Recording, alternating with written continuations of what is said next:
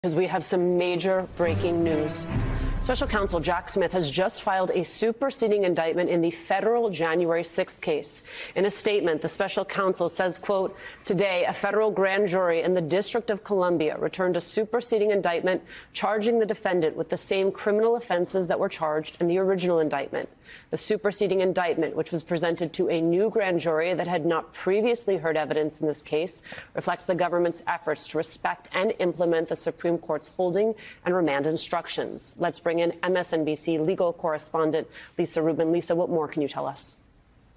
Well, Alicia, I can tell you a couple of things. One is that the Department of Justice, or rather the special counsel's office, in bringing today's superseding indictment, didn't change any of the actual charges against former President Trump. They remain identical to those on the original indictment, which was filed a year ago, or more than a year ago at this point, in August of 2023. But we are already seeing, just in comparing the number of sheets of paper, the original indictment was 45 pages long. This is 36 pages long. And so I expect once we start doing this page-to-page comparison, we will see the places where they have taken out allegations in order to try to comply with the Supreme Court's ruling. And in particular, one of the things that I expect will be missing here are allegations about former President Trump's interactions with Department of Justice officials. That is one concrete area that the Supreme Court hit in its July opinion, saying that his discussions with folks at the Department of Justice about whether or not there was election fraud and what they should do about it were part of his core constitutional duties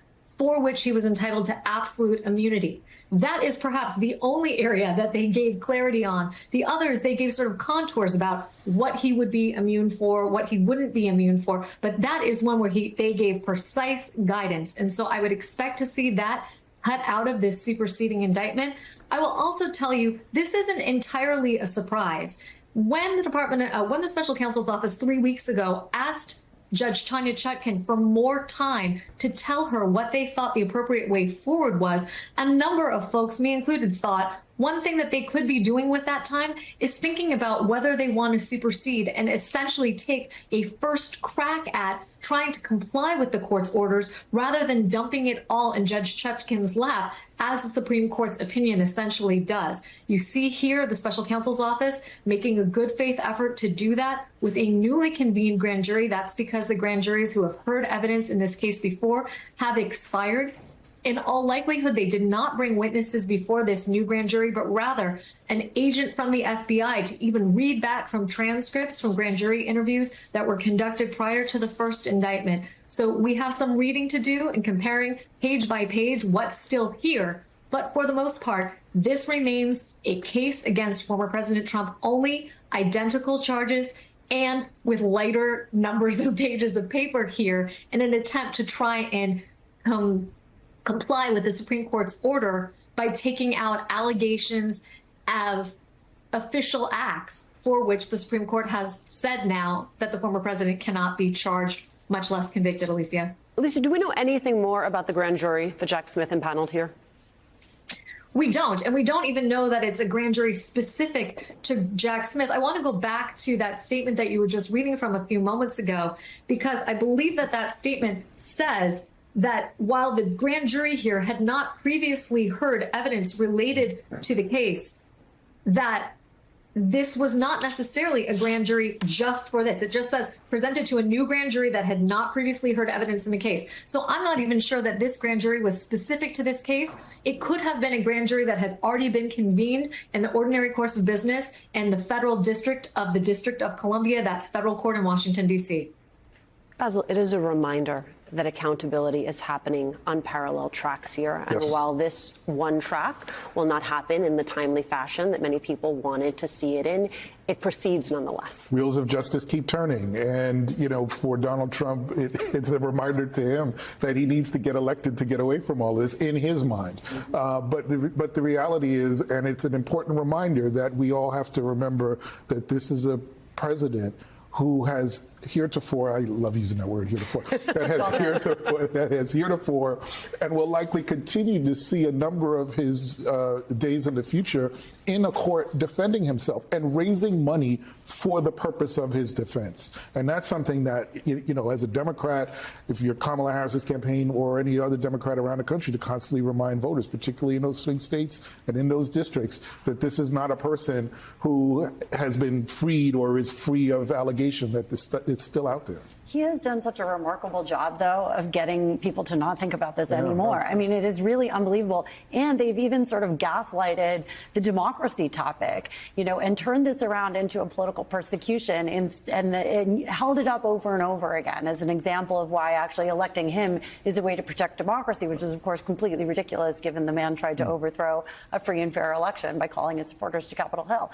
So, you saw some really meaningful videos and some pieces about January 6th during the DNC, but it's pretty remarkable that it sort of hangs in the background.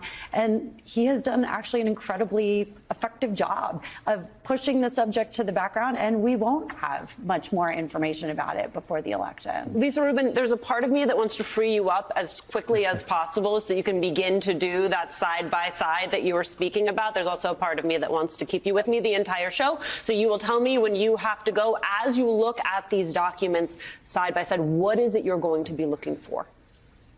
I'm really going to be looking for what's missing because, Alicia, right now my expectation isn't that we're going to see anything new. It's rather that the Department of Justice is going to be taking away parts of the old indictment that they believe can no longer be used against former President Trump. And I want to take you and our viewers back to July when the Supreme Court ruled, because that ruling isn't just about the charges, it's also about evidence. And this is what we call a speaking indictment, right? It goes through events and facts in order to come up with those 4 charges. It doesn't just say we're charging former President Trump with obstruction of an official proceeding. It tells you why and how they allege that he obstructed that official proceeding. And so I'm going to be looking for what they take out of this, both in terms of the substantive charges, but also are there pieces of evidence here that really aren't integral to the charges, but could bear on, for example, former President Trump's intent, or we're here mostly for evidentiary reasons? Those might be gone as well. And so that's going to be forefront of mind for me once I get these documents right in front of me and can do the precise line by line that we were just discussing. I finally Andrew, there's so much to say about this, including how the Supreme Court forced the rewriting of this indictment. And what do you see as the likely way Jack Smith has tried to thread the needle to get this to trial? Yeah.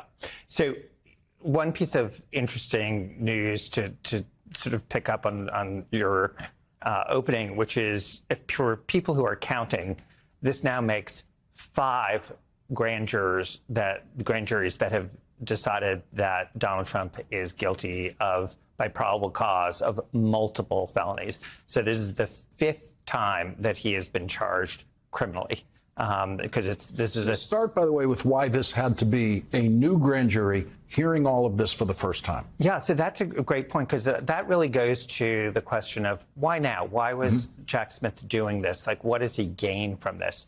One of the things that I think he gains is really taking an argument off the table and trying to say, Donald Trump can't challenge the old indictment by saying the grand jury that charged that didn't know what the law was, that it somehow was tainted by evidence that the Supreme Court has now said it shouldn't hear. And so there may not have been a lot of merit to that argument, but this just removes that issue about whether there needed to be a new indictment, because now there is one. It's a relatively simple process to represent a case. They clearly did that.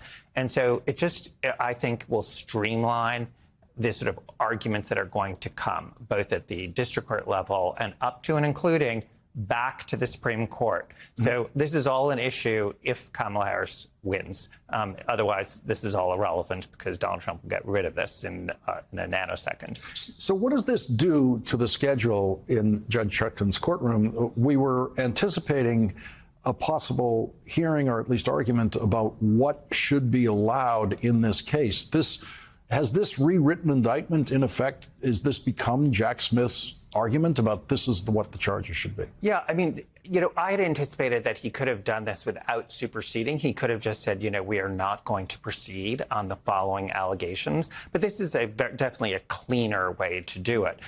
Donald Trump, as is his wont, and frankly, as a defendant, is entitled to raise any and all arguments about. He will certainly say there should not be a hearing on this until after the election. We will know on Friday whether Jack Smith says, no, we should have argument in hearings about proceeding on this case before the election. There's no way it will go to trial, but you could have a lot of issues decided because the key thing that happens in terms of what's added and what's subtracted. What's subtracted, as you noted, is all of the allegations about the Department of Justice and internal White House actions are sort of deleted from this. What's added is lots and lots of language saying that Pence acted as either a candidate or as president of the Senate. In other words, not as an official piece of action. And that Trump was acting also in an unofficial way. Well, Donald Trump can say, I challenge that. I think that's not right. And you could then have a factual hearing. Now, of course, that's the last thing that Donald Trump wants, is he does not want a factual hearing, at least before the election, because that would lead to people like Mike Pence being able to take the stand and testify that he, in fact, was acting as a candidate, or he was acting as, as the president of the Senate. That, I think, is going to be the battleground, and it'll be interesting to see whether the sort of reports that Jack Smith may not be seeking that kind of hearing before the election, whether that's true or not. It's not totally clear. We haven't really heard from the horse's mouth. We have really only heard sort of leaks that presumably are coming from the defense side.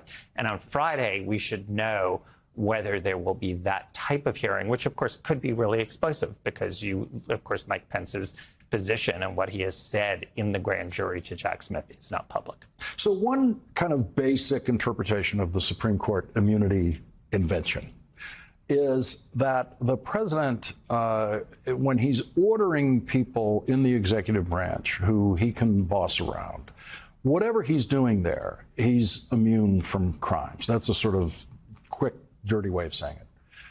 The trouble with the vice president is he is under no obligation at any moment to obey anything the president ever says to him. He's independently elected, and he occupies an independent constitutional office. He need not ever speak to or listen to the president of the United States. And so this dynamic with Jeffrey Clark and Justice Department officials that may have gotten that scene knocked out of the indictment doesn't seem to have any impact on a very similar scene of Donald Trump talking to Mike Pence, trying to get him to overturn the election. I think what Donald Trump would argue on that point is that is true. What you are saying about the vice president's independent function is true.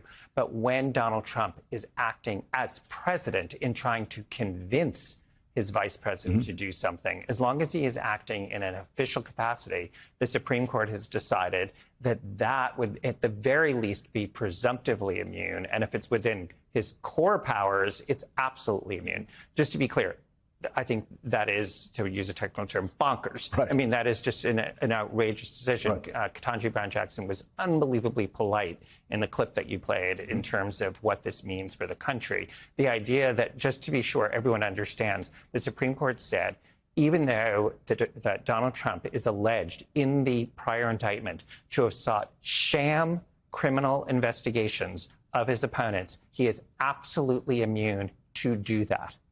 That is the Supreme Court decision. Sham DOJ investigations, absolutely immune, because that is considered by the Supreme Court a core presidential function, is seeking sham investigations.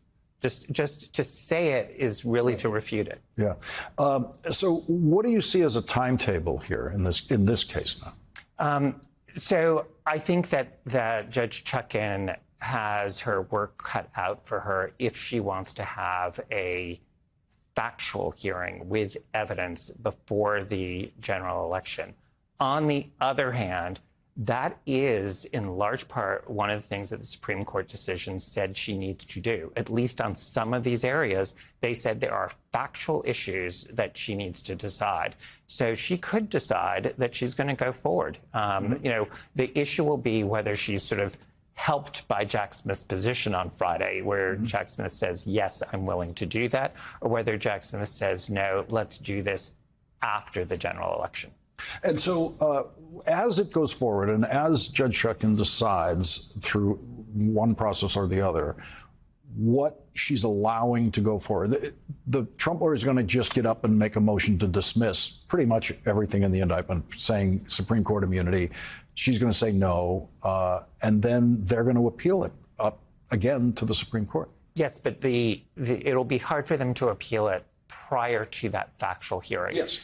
There's no question that they can delay the ultimate trial. Again, if Kamala Harris wins, they will definitely be going back to the Supreme Court for an additional ruling. So this could take a lot of time. But the one way I look at this is if Donald Trump wins, we know this is absolutely gone. If Kamala Harris wins, at least there's a chance it will go forward. It just may take some time. But that hearing where you will hear additional evidence and there will be new material for the public to digest about Donald Trump and what he was up to, so it's something for us to go on in terms of what he did.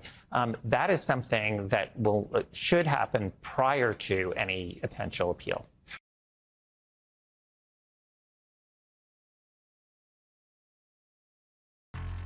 But we begin tonight with a presidential countdown. It is now 70 days until Election Day.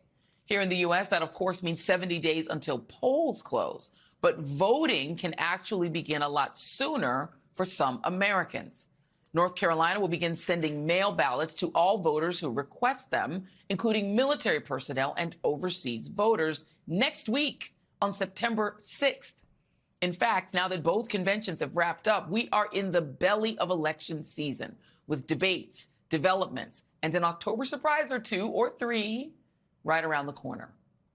Vice President Kamala Harris and Minnesota Governor Tim Walz will kick off their campaign bus tour in Georgia tomorrow. It will be, as of now, their first public event after the Democratic Convention in Chicago.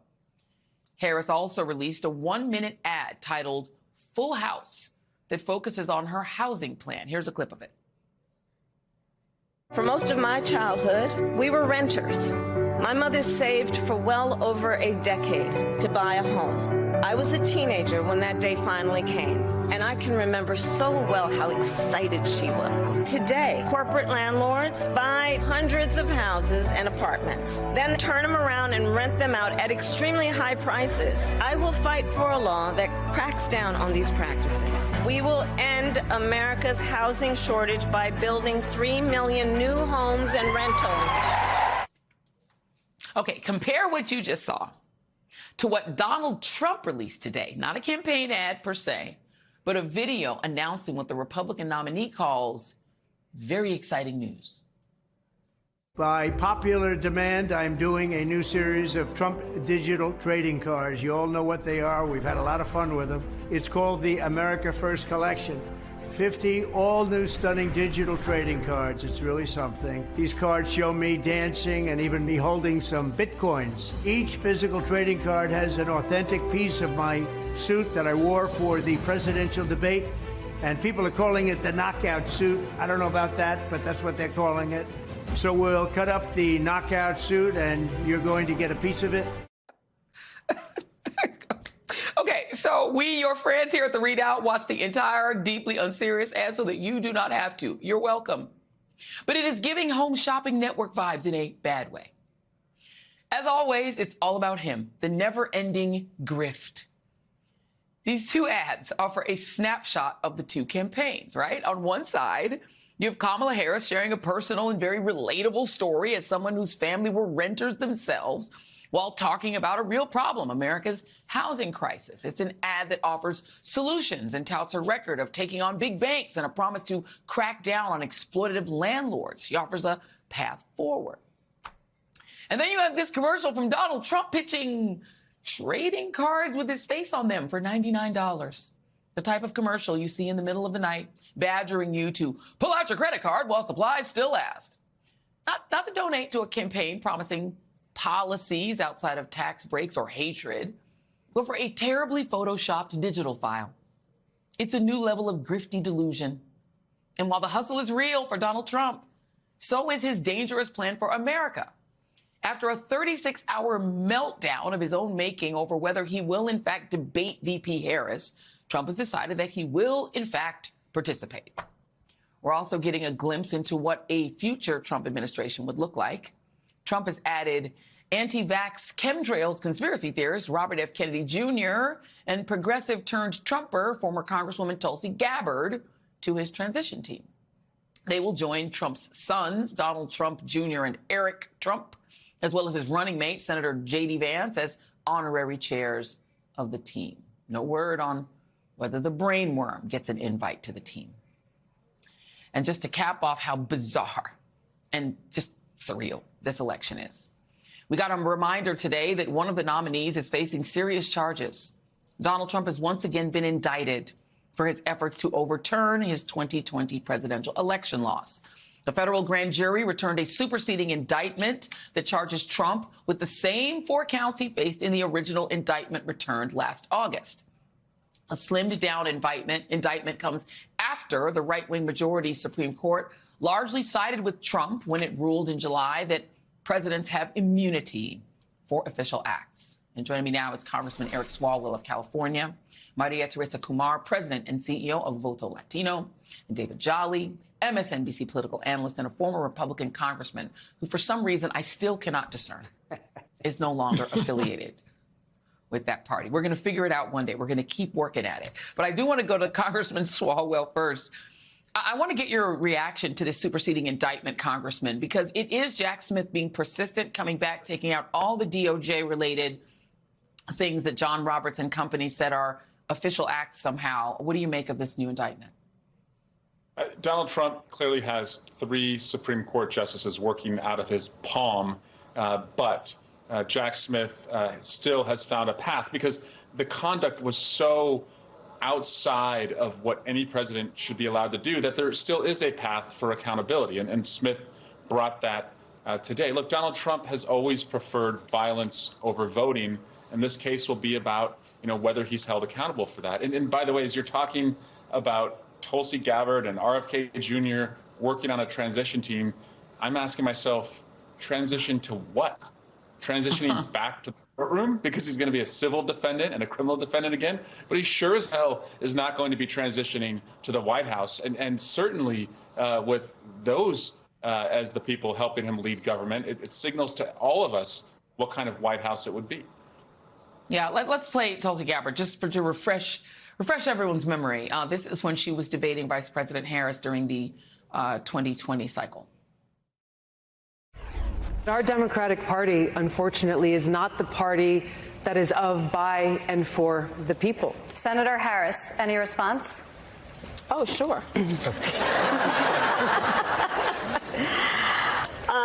I think that it's unfortunate that we have someone on the stage who is attempting to be the Democratic nominee for President of the United States, who during the Obama administration spent 4 years full-time on Fox News criticizing President Obama. That's who ridiculous, has spent full-time. That's ridiculous. Who has spent full-time criticizing people on this stage as affiliated with the Democratic Party. When Donald Trump was elected, not even sworn in, buddied up to Steve Bannon to get a meeting with Donald Trump in the Trump Tower. MTK. I shall note right now that that lady Tulsi Gabbard is doing the debate prep, playing Kamala Harris in Donald Trump's debate prep. How much are you looking forward to this debate? I'm looking forward to Donald Trump. Sorry, go ahead. I think we can all level set. We are all on the same page that Tulsi Gabbard is no Vice President Kamala Harris. So good luck with him actually being able to go toe-to-toe with Tulsi, because he has no chance with the Vice President.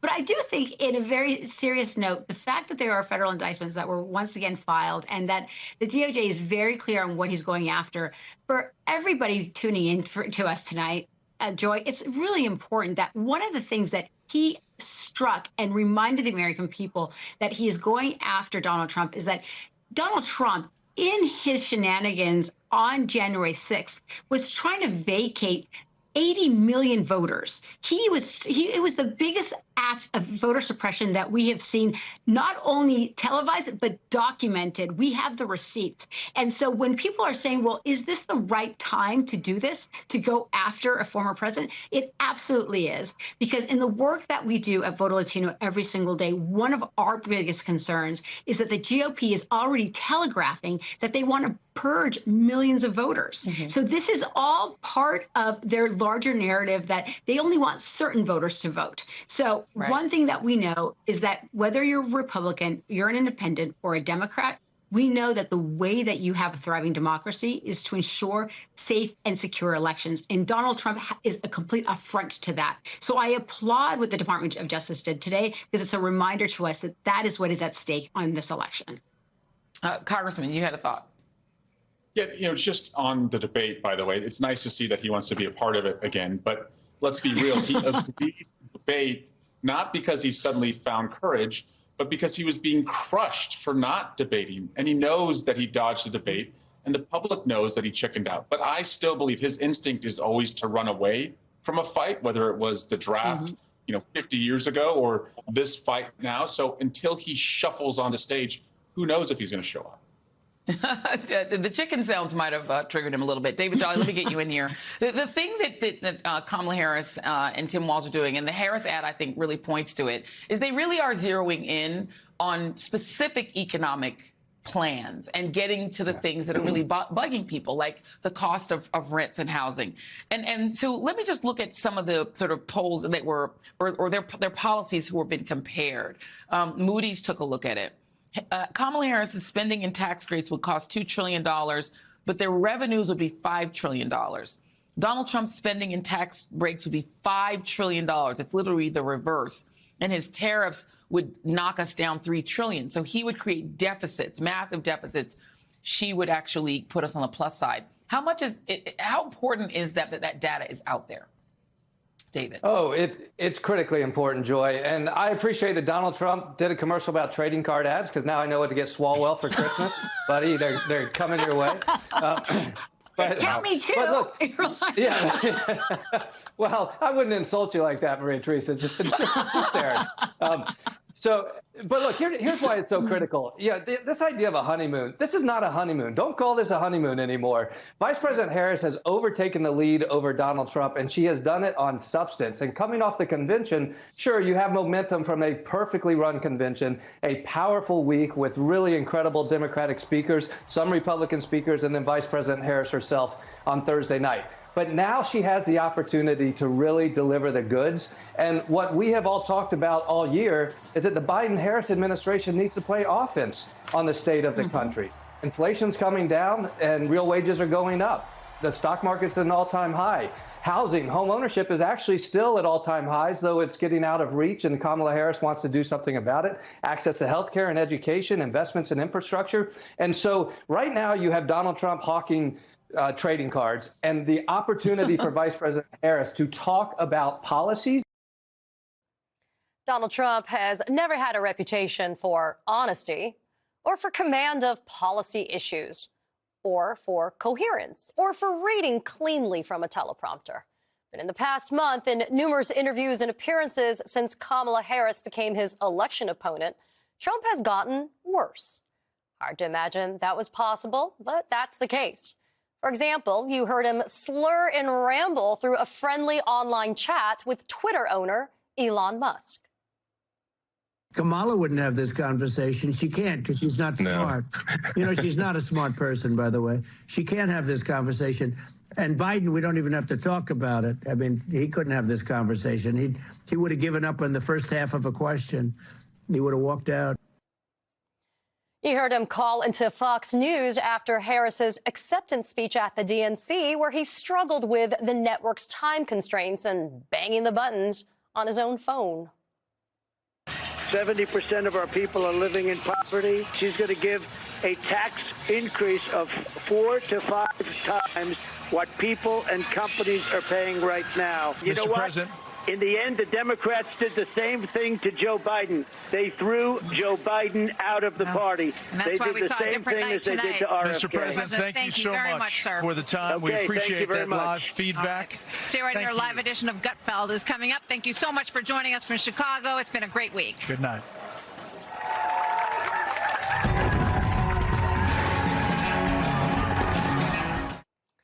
And despite constant appeals from his aides to avoid personal attacks and stick to the script in his policy speeches, well, you know.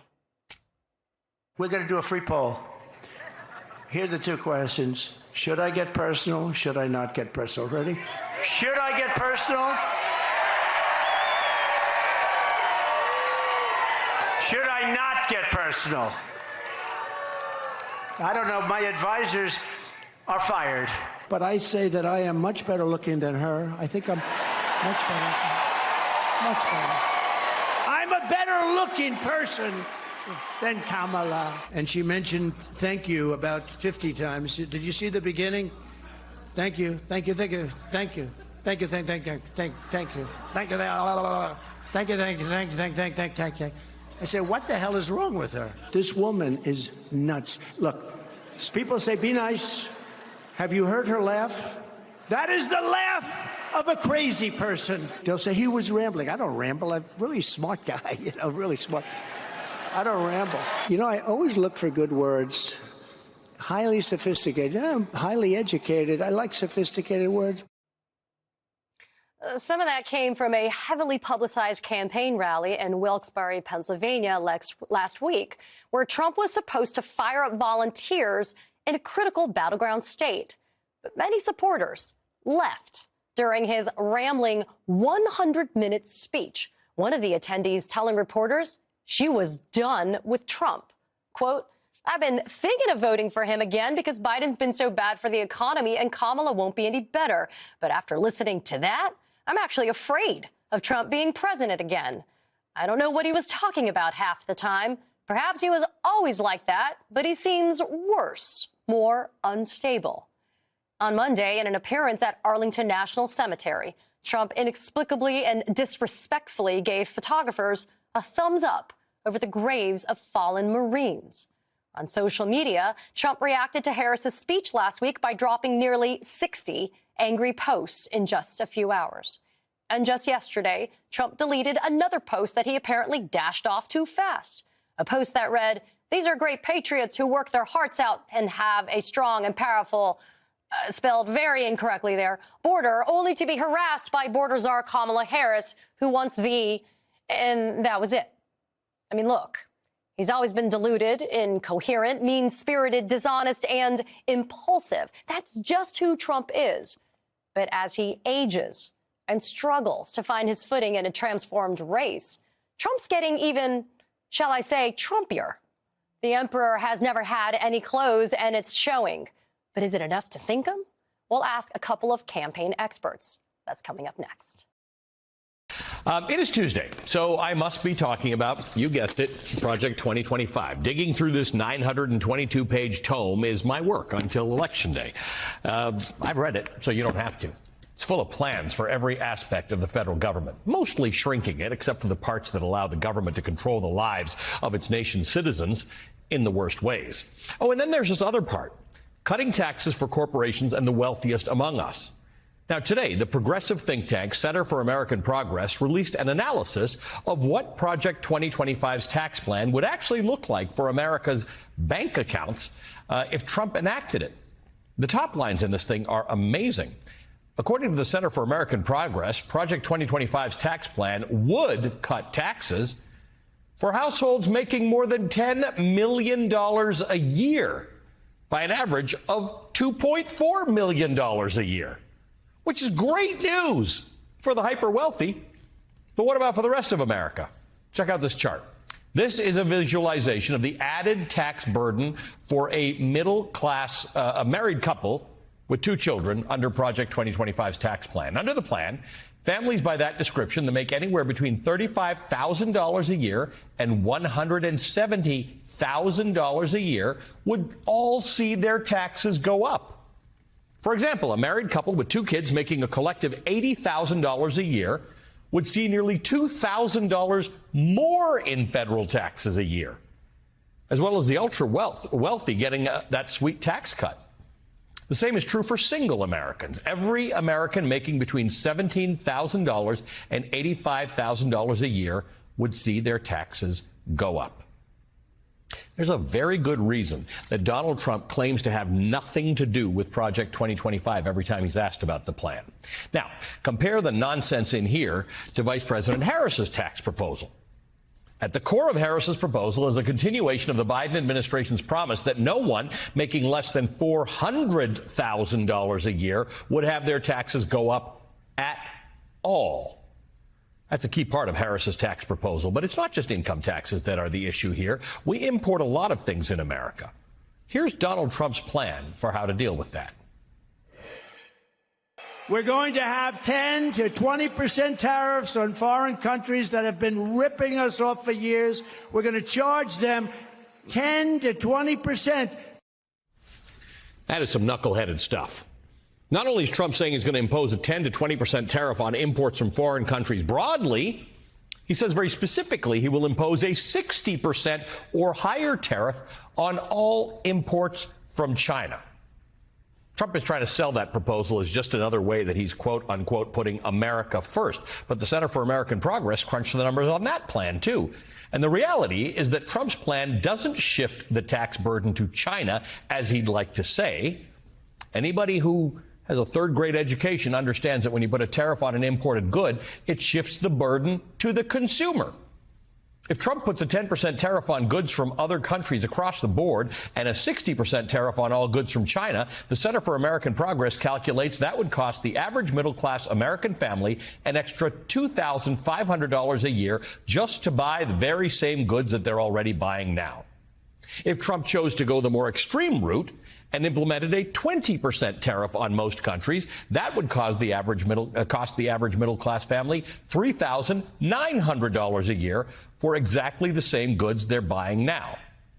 Whether it's in tax code changes or in tariffs, the Trump and Project 2025 tax plans are essentially major tax cuts for the rich and huge new tax burdens for the middle class and the working poor.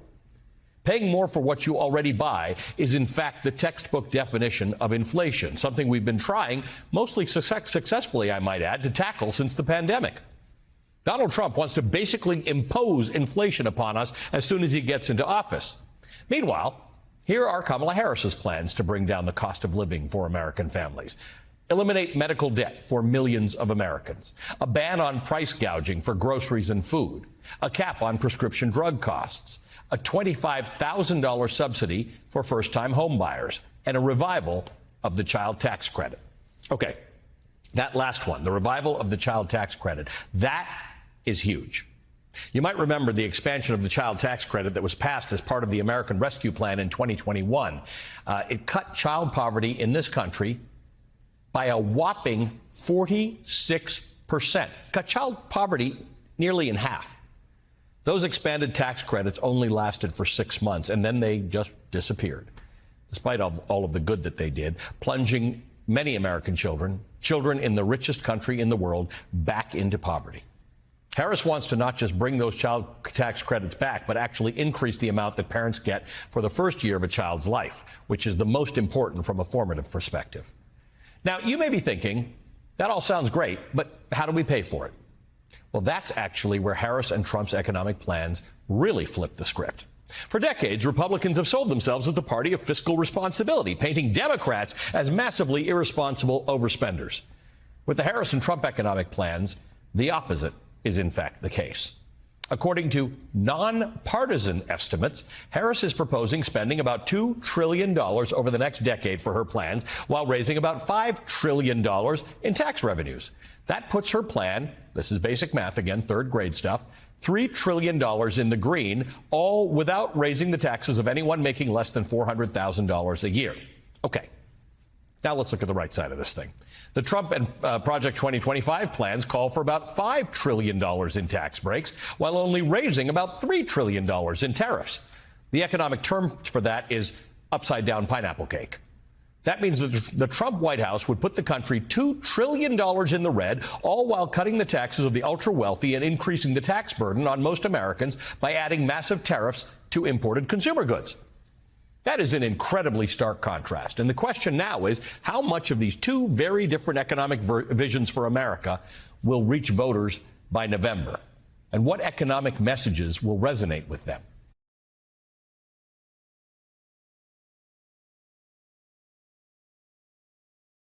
Aaron, I want to start with you because you know Atlanta and Georgia just as well as anybody actually down there covering the state. And the Atlanta Journal-Constitution notes that this bus tour is a big deal because it is outside the ATL.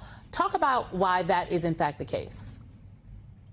Absolutely. Good to be with you, Simone. Listen, South Georgia is definitely not Atlanta. It is quite a ways from Atlanta, and it is a world away in terms of it being a very different Georgia. I mean, this is going to bring a focus on rural Americans. It's going to bring a focus on, working class folks, really the kind of people that she's trying to highlight, and that the campaign, says that they're focused on the middle class and folks that are trying to get into the middle class. She had that housing ad up today that really tapped into one of the most important issues for voters in this election, which is the issue of affordability. I mean, people in South Georgia are definitely struggling to make ends meet, whether you're talking about gas prices, whether you're talking about housing, whether you're talking about groceries. And so to hear directly from the Vice President and Governor Walz about what they would do for these voters as president is going to be something that could be very meaningful, not just for people in South Georgia, but for people in communities all across the country that look like those communities in South Georgia. I think it really says something that this is where they're choosing to go coming out of that convention. To focus on Americans who are struggling, even as this campaign is so much of it has been about momentum and joy. Absolutely. I mean, rural Georgia is, in fact, in play. You got to close those margins all across the state if they want to be competitive. McKay, I want to play what Harris Principal Deputy Campaign Manager Quentin Fulks said about this. Take a listen.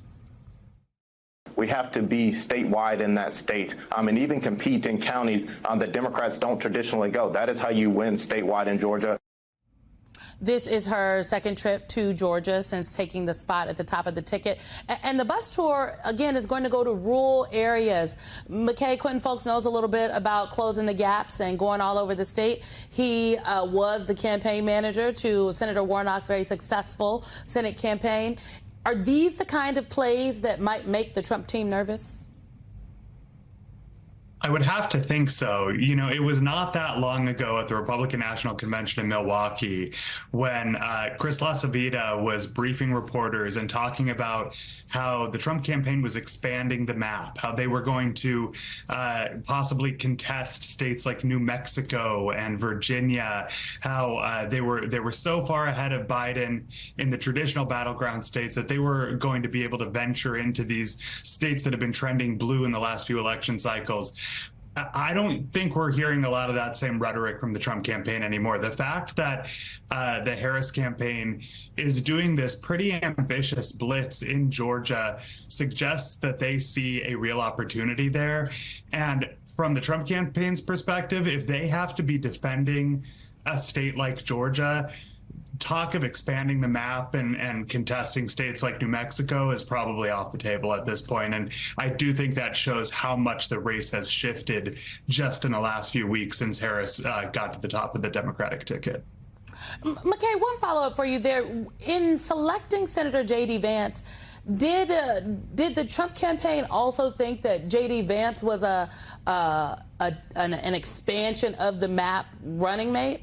Because to me, it suggested they were doubling down on the base. But I too, you know, they heard all the briefings and they were very forceful about the fact that not only New Mexico, but Minnesota was even in play. Yeah, I mean, I think when LaCivita would talk about J.D. Vance, he would say, you know, we're just going to drop him in states like Pennsylvania, let him move in there and win the state for us. I don't think that they necessarily saw Vance as somebody who was going to compete in you know, new blue states, although Minnesota would have been one where he could have contested. But I do think they saw him as somebody who could kind of solidify the gains Republicans were making in the so-called blue wall states, those Midwestern states, while Trump expanded into other states. Though I also have a theory that J.D. Vance was a pick born out of supreme overconfidence by the Trump campaign. You recall at this point, Biden was still at the top of the ticket. They were riding that disastrous performance that Biden had had in the debate. And I think Trump just thought he could pick whoever he wanted because he thought he was on track to win. The race looks very different now than it did when he picked J.D. Vance as running mate. Oh, what a difference a month makes. Tolu, speaking of the difference that a month makes, the Harris-Walz campaign has scheduled a sit-down interview Thursday. It's going to happen in Savannah during this, I guess, essentially during the bus tour, although it's my understanding the Savannah stop was a solo stop for the vice president only. The vice president's opponents have been calling for an interview. They say the plain side gaggles were not enough. They think she should sit for an interview. Members of the media apparatus have been asking for it. The voters haven't been demanding an interview, though. So what do you think it says that this has gotten scheduled at this time? Do you think we'll see more? What is the White House chatter from the press corps tonight? Well, people have been talking about an interview for the last several weeks, in part because every White House reporter wants to get an interview with Kamala Harris. She's the hottest ticket right now in presidential politics because she's new. She's not someone who has been running for a year. And also people want to know what she thinks about various policies that she took, positions that she took in 2019, where she is now. And in part because the Trump campaign has not really been able to land a punch on her. And the strategy they've been using over the last several weeks is to say she has to stay unscripted. She is not good unscripted. She cannot answer questions. She's hiding from the press. Those are the arguments that they're making. And now she has sort of met the challenge of saying, I will do an interview. Whether or not she delivers on that and how she performs during the interview will be important to understanding whether or not she can beat back the latest charge from the Trump folks, because they first charged her with, you know, whether or not she's black or whether or not she's Asian, whether or not she as a woman can stand before leaders on the world stage. She's been able to push back against a lot of those arguments, and they've tried to label her as a liberal. We saw her in Chicago say, I'm the president, I would be the president for all Americans, including Republicans and moderates. And so now they're saying she can't do an interview. She's scheduled this interview, and whether or not she's able to sort of rise to the moment will determine whether or not the Trump folks go to another tactic and try to land a punch on her in a different way. I just have to wonder, is there, and I was talking to some strategists and then some reporters today about this, and I'm wondering, you know, you're White House bureau chief. I know you have to give the marching orders, if you will, to the reporters. Is there a double standard here in some respect? Because Donald Trump, he talks a lot to the press, but he doesn't tell the truth oftentimes. Sometimes he doesn't answer questions at all. He'll run over the reporters verbally, if you will. But does that make it okay, like just because he's answering questions, but if he's not telling the truth, is there a double standard here? Well, Trump is one of the hardest people to interview, in part because he does not have any allegiance to the truth. A lot of times he just says what's on his mind. A lot of times he strays very far from the truth, and trying to fact check him in real time is very difficult. And so he's sort of made a strategy of using the media to sort of put forward his bluster and, you know, bowl over reporters and not stop to sort of focus on the facts. And so he's been very willing to talk to the press, in part because he knows he can't be fact-checked in real time, while as Kamala Harris knows that if she does talk to the press, a lot of the things she says is going to be picked apart. And some people would say that is a double standard. Some people would say that's different strategies. As a reporter, you know, we obviously want access in every different circumstance because we want to be able to ask questions that our readers and our viewers are asking us, and they want to know what the candidate thinks. But it is a very difficult situation when you have one candidate who is not caring about the truth and you have another candidate who's going to be picked apart over whether or not she sticks to the truth. They're operating in very different lanes. As reporters, we obviously want them to be everywhere, talking to the press, talking to reporters as much as possible to find out what they believe. But it's a very different circumstance when you're looking at Trump, when you're looking at Harris. They have two different approaches to the truth, and that makes it hard to gauge them and judge them on the same rubric.